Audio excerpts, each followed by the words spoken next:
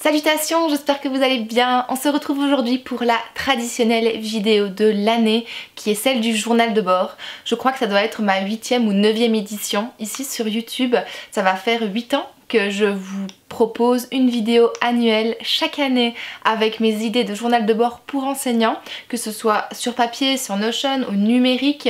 Je crois que j'ai brassé pas mal de possibilités jusqu'à présent et à partir de cette année je voudrais changer un petit peu la vibe, c'est-à-dire que je me suis dit tiens, jusqu'à présent j'ai donné beaucoup d'idées et beaucoup d'informations et beaucoup d'inspiration pour les enseignants qui ont un profil assez similaire au mien, c'est-à-dire que j'avais un temps plein dans la même école, j'avais 22 heures par semaine et j'avais des cours qui avaient entre 4 et 2 heures de cours, plutôt entre 2 et 4 heures de cours, ce qui veut dire que j'avais entre 7 et 8 classes. Ça c'est assez classique comme fonctionnement et comme disposition pour un horaire de prof. Maintenant, cette année-ci, j'ai voulu me pencher sur le cas des enseignants qui, eux, ont énormément de classes, typiquement des enseignants qui n'ont que des cours à 2 heures ou à 1 heure et des fois même avec plusieurs classes au sein d'un même groupe. Et c'est ce qu'on va faire aujourd'hui avec le journal de bord ici que je vais vous présenter, que je vais vous détailler dans cette vidéo. J'ai donc imaginé un journal de bord pour le profil suivant. Il s'agit d'un enseignant qui donne 3 cours, 3 matières en tout cas. Peut-être qu'une matière va être donnée dans plusieurs niveaux, ça, on va y revenir juste après.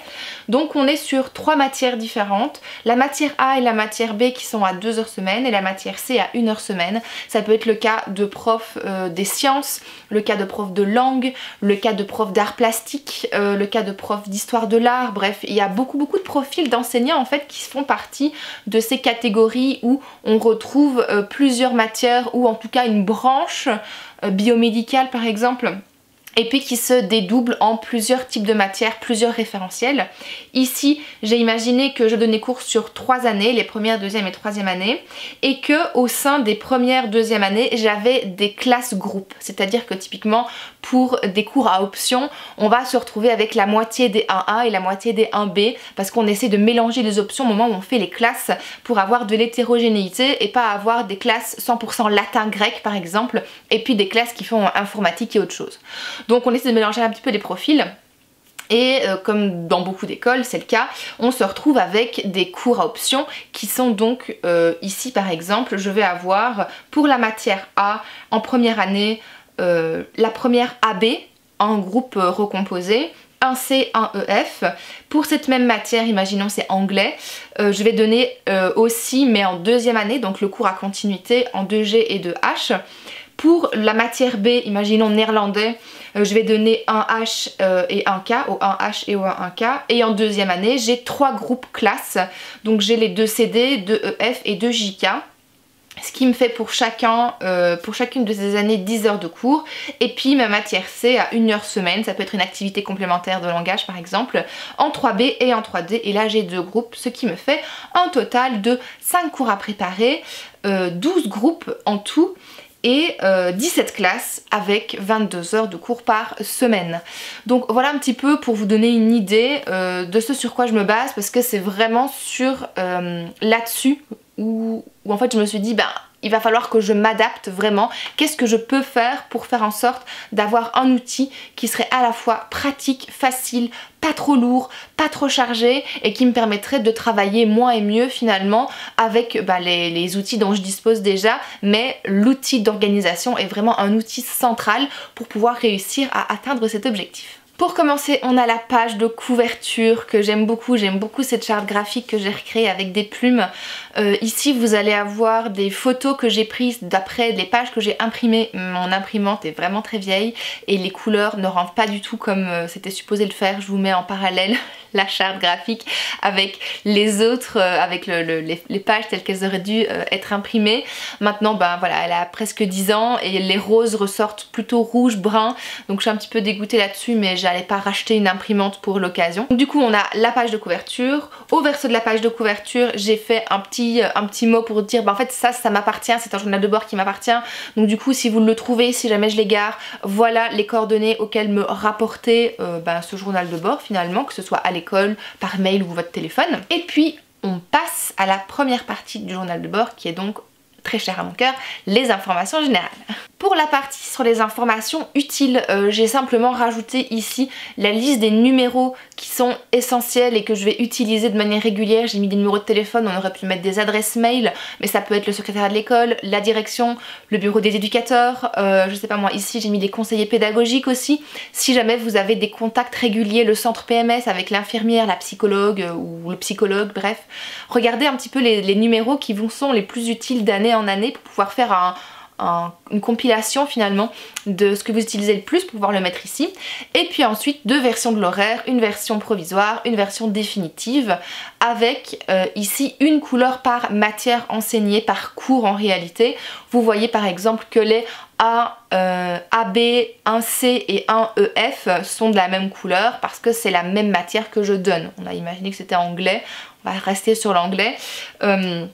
On parle de ça et puis en fait si je mettais chaque classe avec une couleur, ça aurait été un boxon sans nom, on ne s'en sortirait pas, on n'aurait pas compris où on donnait quel cours, alors que là avec 5 couleurs différentes c'est déjà beaucoup plus gérable et beaucoup plus facilement lisible quand on regarde d'un coup d'œil l'horaire qu'on a sous les yeux. Pour la partie information des classes, je me suis contentée juste de regrouper les classes par matière avec les couleurs, justement le code couleur que j'ai déterminé juste avant, et j'ai rajouté juste 3 colonnes pour les collègues. Dans les journaux de bord que je vois passer, il y a beaucoup de collègues qui s'amusent à écrire tous les noms des collègues, de SVT, de langue, de machin, de bidule, et je me dis ça ne sert à rien de se surcharger d'informations inutiles. Moi je vous conseille dans cet outil, si vous voulez avoir une trace de vos collègues, c'est mettre en évidence qui est le titulaire, la titulaire, ou en France on parle de professeur principal, donc de mettre la personne qui est en responsabilité de la classe finalement,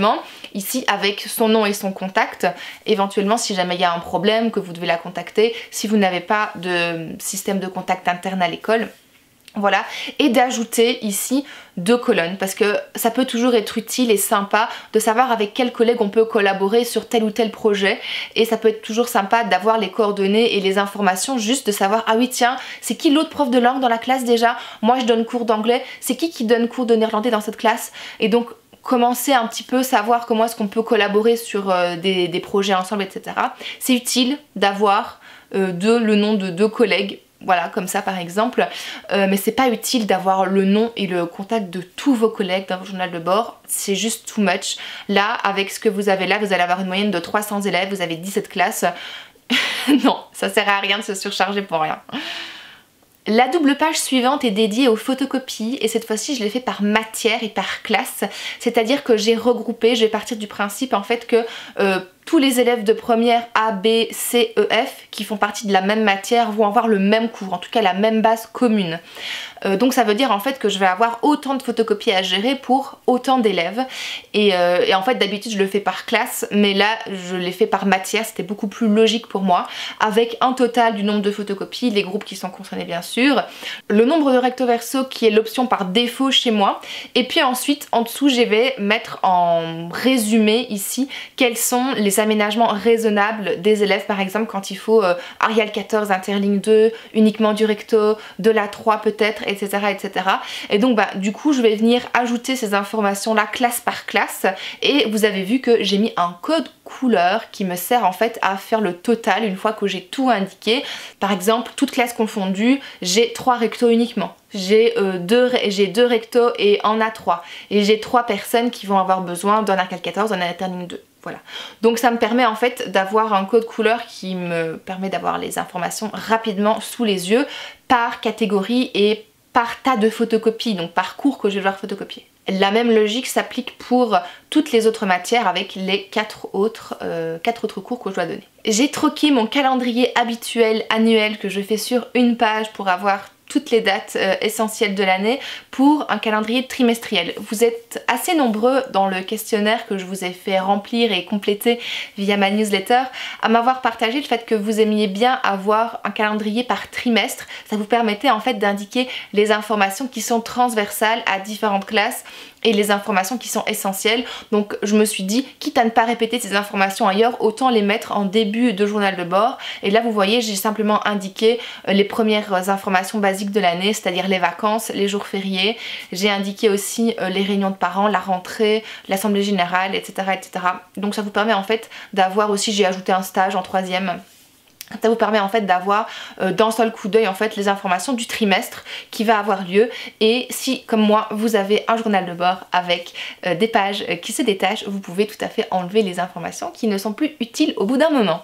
La dernière page de ce calendrier trimestriel, je trouve, va être très utile parce que le nombre de fois où on a une information, on ne sait pas la noter directement au bon endroit. Il va nous falloir un endroit où on va décharger cette information et on va venir la réécrire dans le calendrier plus tard ou alors donner quelques détails. Et c'est là que la partie date et rendez-vous à ne pas oublier va vraiment être importante parce qu'on va pouvoir venir gribouiller les informations qui nous intéressent ici avec rapidement une date, une info qu'on va venir reporter dans le calendrier ensuite quand on sera à la maison, quand on sera plus au calme.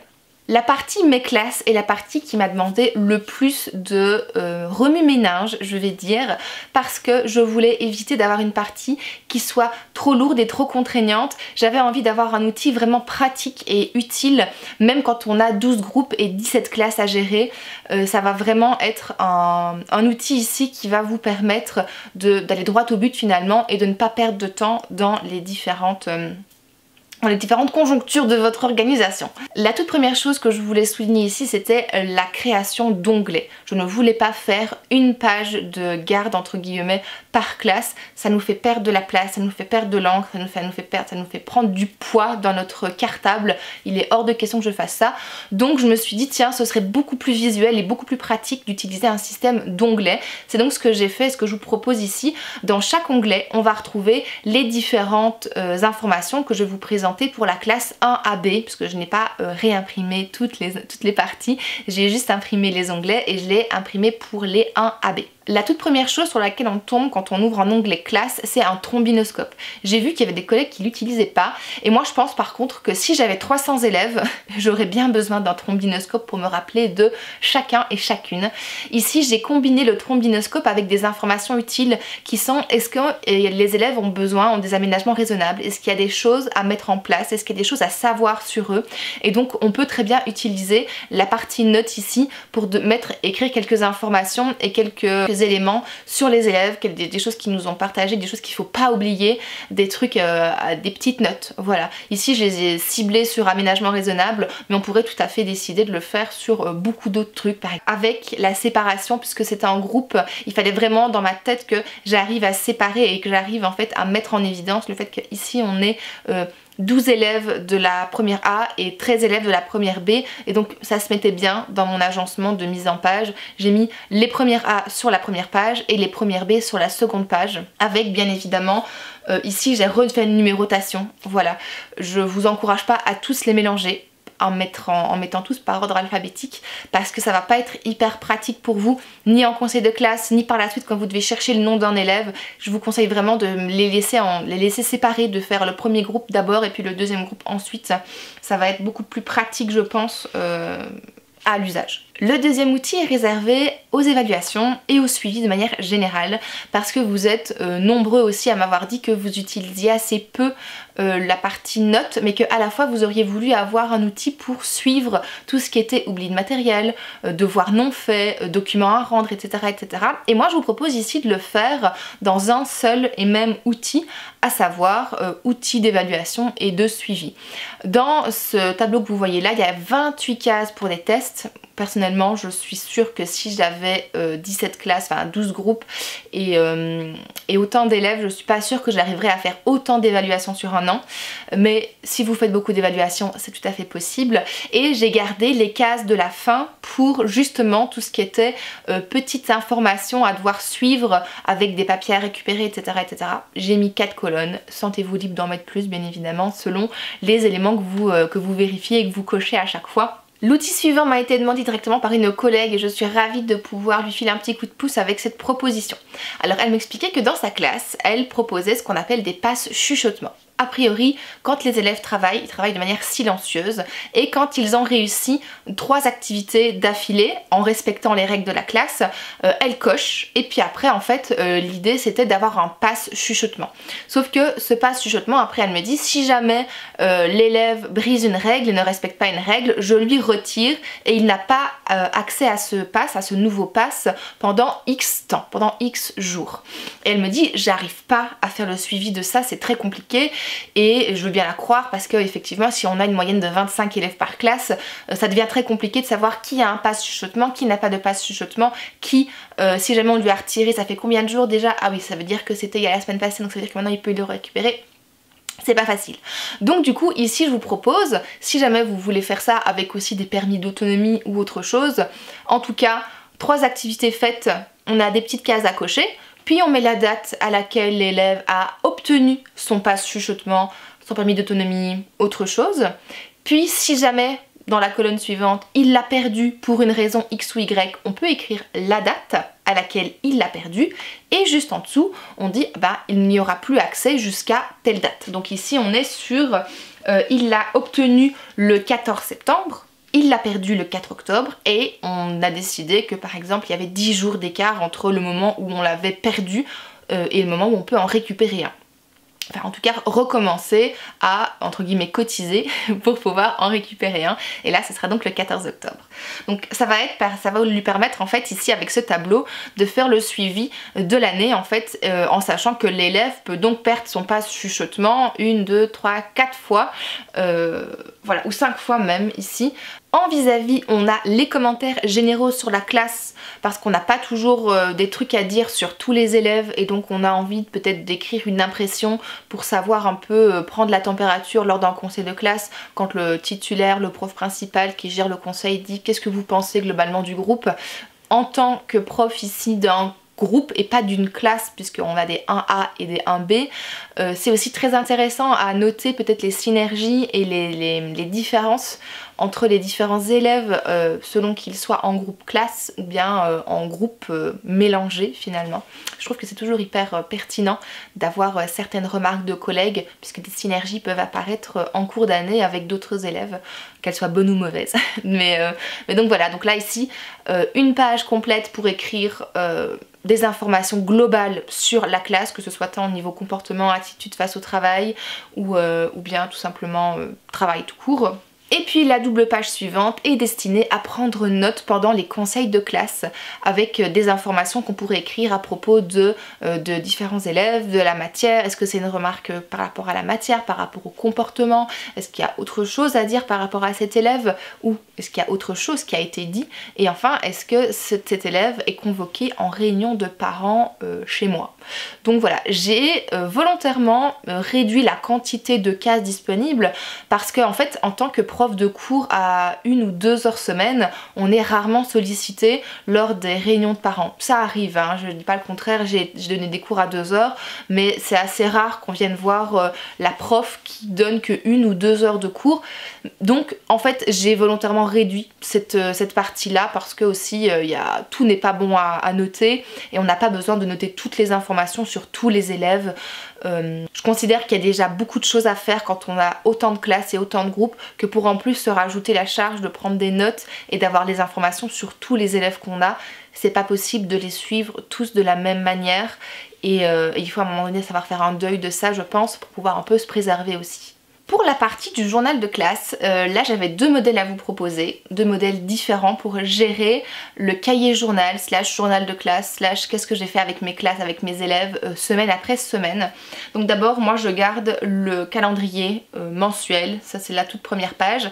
J'ai ajouté à la place de la partie notes, j'ai une collègue qui m'a dit ah ce serait bien de pouvoir faire une espèce de mini bilan tous les mois et donc je me dis tiens ça peut être pas mal d'avoir par exemple pour le mois d'août un rappel de nos intentions donc vis-à-vis de cette année. Par exemple, je sais pas moi, je vais prendre 2 heures par semaine pour me faire plaisir ou bien je vais rendre toutes les copies d'évaluation, je m'engage à les rendre dans la semaine qui suit ou 2 semaines après maximum. Bref, ça peut être des intentions de ce type là, voilà, à suivre durant l'année. Dans les questionnaires, il y avait beaucoup de frustration qui revenait sur le fait que les semainiers sont beaucoup trop petits, il n'y a pas la place, il n'y a pas d'espace pour pouvoir écrire, et je pense que le plus gros problème vient du fait que c'est parce que vous les voyez comme un semainier. Il faut vraiment changer cette façon de voir votre cahier journal, votre journal de classe, parce que sinon effectivement vous allez perdre une place monstre, surtout pour des collègues qui ont jusqu'à 10 périodes de cours par journée. Vous allez avoir des cases minuscules, alors qu'en fait quand vous agencez correctement votre outil d'organisation, vous allez gagner plein de place, comme vous le voyez ici sur cette double page, où en fait j'ai simplement mis une case par groupe que j'ai. J'ai gardé le code couleur pour savoir toujours quelle était la matière et quel était le cours que j'avais avec cette classe. Dans la case du dessus, j'écris ce qu'on a fait en classe avec la date en vis-à-vis, et puis dans la case du dessous, j'écris les devoirs ou les tests qui sont à faire pour ce jour-là. Ça marche pour toutes les classes, et vous voyez en fait que j'ai pas mal de place et j'arrive à écrire quand même assez bien des choses. La dernière partie sur ma double page est en fait ma to-do list de choses à faire pour la semaine prochaine, avec des choses qui sont à préparer, à photocopier, des documents à vérifier. Oui, j'ai mis un autre, et là-dedans vous me dites mais Emeline, où se trouvent les corrections, parce que vous allez avoir un paquet de tests à corriger. Et là pour le coup j'ai répondu à la demande et à l'appel d'une collègue qui me disait j'ai besoin d'avoir un suivi pour savoir où j'en suis dans mes corrections, parce que j'imagine bien qu'avec 12, 15, 17 classes ça peut devenir assez rapidement un enfer, et donc je me suis dit tiens, pourquoi pas leur proposer un petit marque-page que j'utilisais avant pour un vide-cerveau, et là je me suis dit tiens, en fait il va falloir qu'on arrive à savoir où on en est dans nos différentes évaluations avec les différentes classes qu'on a, et donc je vous propose ici ce petit marque-page où en fait on a juste qu'à écrire le titre, savoir pour quelle classe il est, et même quand on a ici, j'ai choisi de faire une ligne par classe, c'est très important parce que après on a est-ce que le test a été préparé. A priori il est préparé une seule fois. Si on fait passer le même test pour toutes les classes, c'est peut-être pas le cas, vous aimez changer les questions ou l'ordre des questions, bref, donc ça vaut la peine de faire une ligne par classe. Donc est-ce qu'il est préparé, est-ce qu'il a été imprimé, est-ce que les élèves l'ont passé, est-ce que je l'ai corrigé et est-ce que je l'ai rendu. Et donc à chaque fois, à chaque étape, on va venir cocher les différents éléments, faire un peu une espèce de suivi avec ces petites cases, et c'est hyper satisfaisant quand même de savoir qu'on a complété toute la ligne, qu'on se dit yes c'est bon, c'est fait, au suivant maintenant. Et ça va vous aider aussi à visualiser en un seul coup d'œil qu'est-ce que vous avez encore à corriger, qu'est-ce qui vous reste à faire, qu'est-ce qui vous reste à préparer, et ce marque-page est à réimprimer à l'infini, j'ai envie de dire. Il est bien évidemment recto verso pour pouvoir tirer parti le plus possible d'une page A4. Pour le calendrier du mois de septembre, j'ai justement continué sur la lancée du petit bilan ici, et en dessous à la place de la partie notes, j'ai ajouté 3 fiertés du mois d'août. De quoi est-ce que je suis fière? J'ai survécu à la rentrée, j'ai particulièrement bien réussi, je sais pas moi, la prise en main de ma classe où je suis prof principale, je sais pas, plein de choses de ce type là. Et puis j'ai marqué à côté une chose pour laquelle en fait sur laquelle je peux attirer mon attention et me dire ok, donc dans le mois qui va venir en septembre, j'aimerais bien m'améliorer sur tel truc. Ça peut être votre gestion du temps, ça peut être votre gestion de la classe, ça peut être plein de trucs, et donc se dire en fait j'aimerais focus mon attention là-dessus. Ça sert à rien de vous focuser sur 3 trucs, parce que le but du focus c'est justement de faire le focus et de faire un zoom et de mettre votre attention sur un truc bien précis. Donc moi je vous encourage à faire un truc à la fois. On est humain et on va essayer de s'améliorer, améliorer nos pratiques un petit pas après l'autre. Ma deuxième proposition de semainier tient ici pour le mois de septembre. Ici j'ai choisi de le faire plutôt par ligne et par colonne. Donc on garde la même idée avec les classes dans les mêmes codes couleurs toujours. La première colonne est réservée aux choses qui ont été faites en classe, avec toujours en haut de la case la date. Donc c'est toujours pas un semainier classique ici. On va venir inscrire la date du jour dans laquelle on a donné cours à cette classe. J'ai rajouté une ligne avec les différentes compétences. On peut mettre tout et n'importe quoi sur cette ligne, mais on a juste qu'à cocher ce qui a été travaillé pendant l'heure de cours, quelles compétences est-ce qu'on a entraîné par exemple. Et puis en dessous, écrire. écrire ce qui a été fait en classe. La colonne suivante, qui est la colonne du milieu, sert à mettre pareil les devoirs et les tests.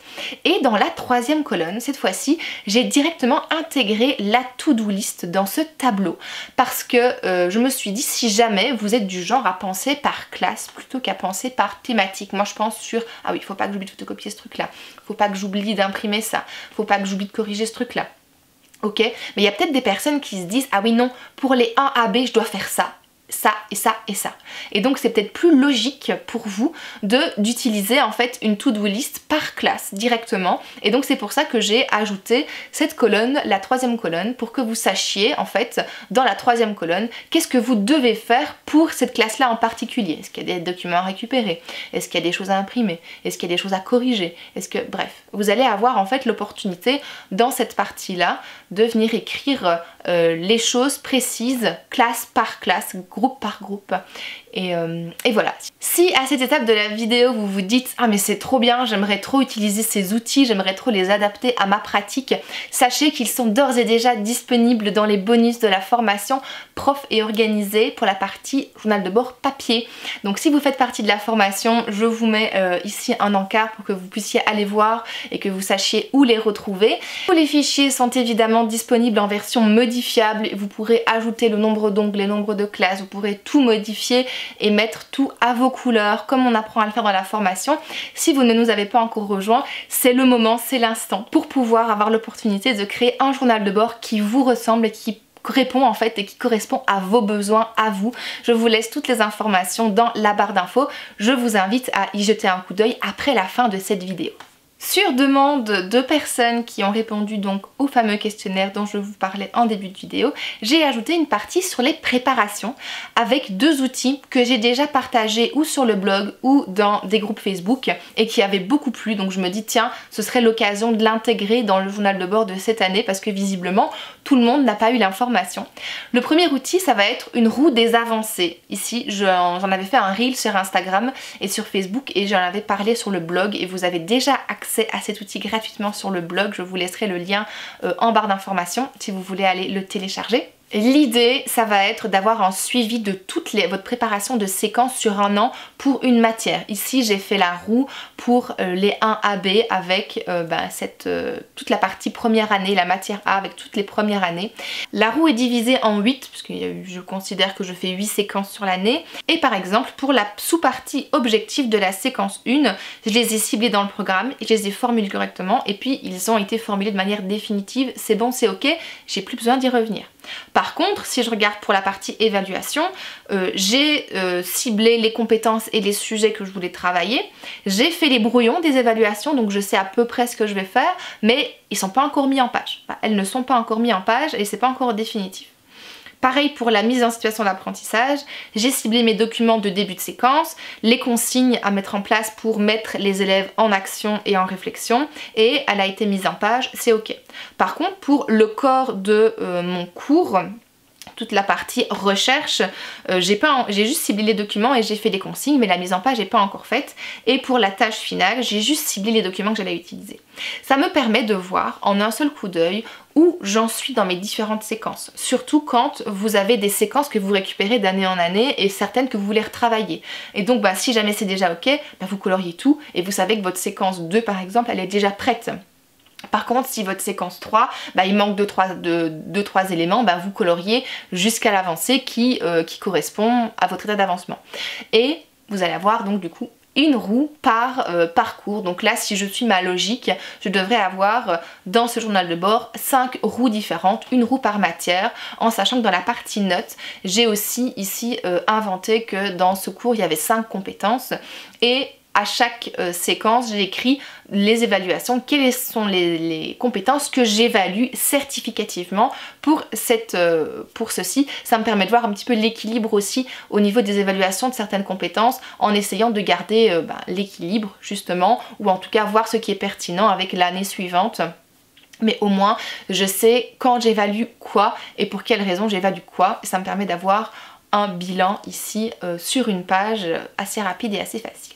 De la même manière, quand on a plusieurs classes en parallèle et qu'on cherche à savoir ce qui était dans le prévisionnel et ce qui a été effectivement réalisé et quand ça a été réalisé, on n'a pas besoin d'avoir une page par classe. Moi, ce que je vous propose de faire, c'est plutôt passer par ce type de tableau où en fait vous allez avoir votre plan séquence dans la partie de gauche, avec semaine par semaine ce que vous allez faire. Donc vous voyez ici, moi j'ai août-septembre, matière A, pour toutes les premières années. Et donc j'ai séance 1, séance 2, séance 3, séance 4, séance 5, séance 6, séance 7, séance 8. Et je considère que mon premier chapitre en fait est terminé à partir avec les 8 séances. Voilà, donc c'est pour août-septembre et hop, après 4 semaines en fait, ma première séquence elle est terminée.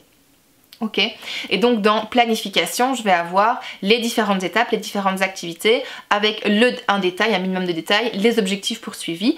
Et puis dans la colonne suivante, je viens mettre pour les 1AB, est-ce que l'activité a été faite? Oui, et si oui, quand?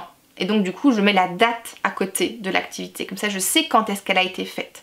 Si jamais c'est pas le cas, j'ai une partie commentaire dans la dernière partie du tableau qui vient peut-être expliquer, tiens, pourquoi est-ce que là j'ai pas fait cette activité, pourquoi est-ce que là j'ai dû sauter une activité pour pouvoir rattraper le retard avec d'autres classes, pourquoi est-ce que là j'ai dû faire de la différenciation, pourquoi est-ce que là je devrais peut-être changer des choses, ça peut être aussi des trucs d'amélioration, des propositions d'amélioration pour l'année suivante.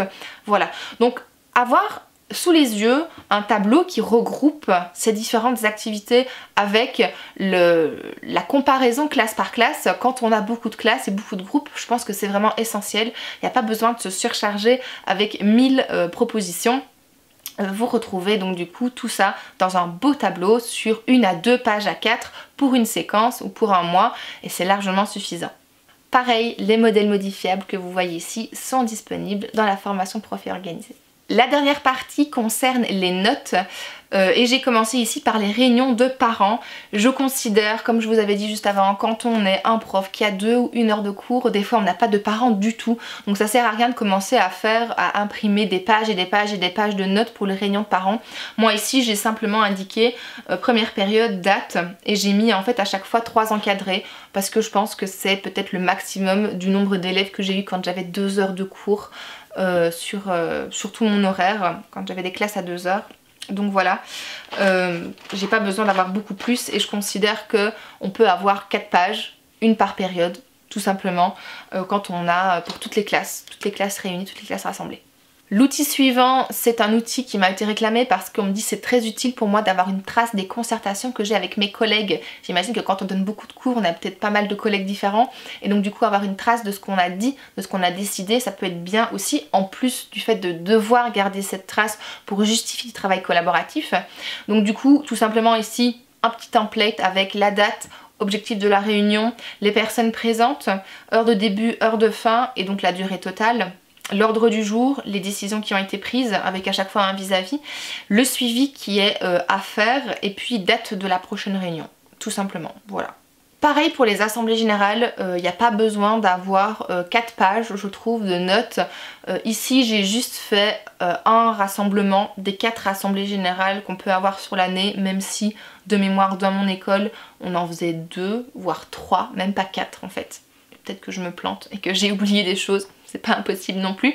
Mais donc l'idée c'est d'avoir la date, les nouveautés ou les changements, donc les choses qui apparaissent ou qui sont modifiées par rapport à avant, les choses qui m'impactent moi, donc il y a des trucs peut-être qui vont arriver, il faut dire attention, il y a des choses, il faut que je fasse attention à ça, et puis des informations random qui restent importantes et qui concernent peut-être toute l'école. Donc voilà. Le dernier outil, et pas des moindres, c'est un tableau de suivi pour vous aider à rédiger vos commentaires de bulletins.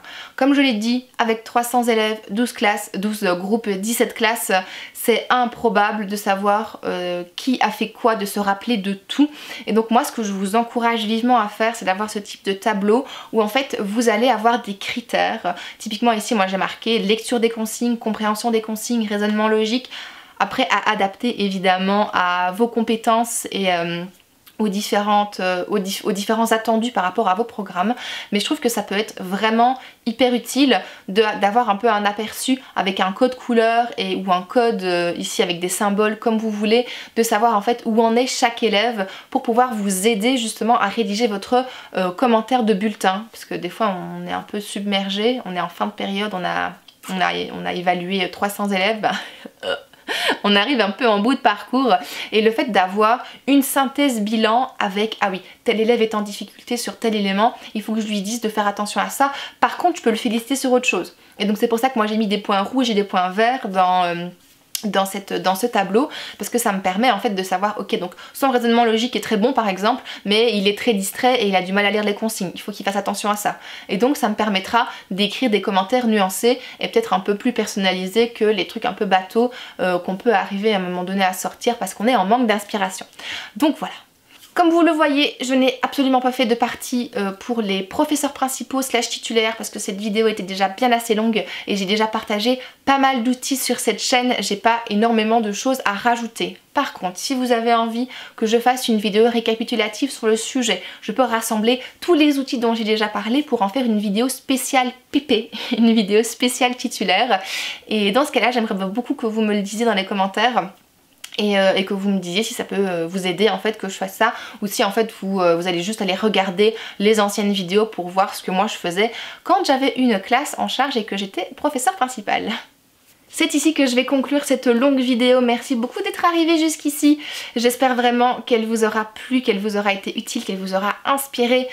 Il n'y a quand même rien de mieux que d'avoir un outil personnalisé pour pouvoir s'organiser, pour pouvoir gagner du temps et pour pouvoir travailler sereinement durant toute une année scolaire, n'est-ce pas? Si vous avez des idées ou des demandes de profils spécifiques de profs que vous voudriez que je fasse pour pouvoir créer des journaux de bord, j'ai pensé par exemple au journal de bord d'un professeur remplaçant, j'ai pensé aussi professeur débutant, que sais-je moi, il y a peut-être d'autres choses à mettre en place et là tout de suite j'ai pas le cerveau focus sur toutes les possibilités, mais si vous avez des suggestions à ce sujet justement, je vous invite à me les écrire dans les commentaires et je ferai avec très grand plaisir des journaux de bord à nouveau basés sur des profils très spécifiques parce que tous les journaux de bord qu'on voit dans le commerce ne sont pas forcément adaptés à nos réalités. C'est donc ici que je vais conclure, je vous souhaite une très belle journée, une très belle soirée et on se dit à très bientôt dans une prochaine vidéo.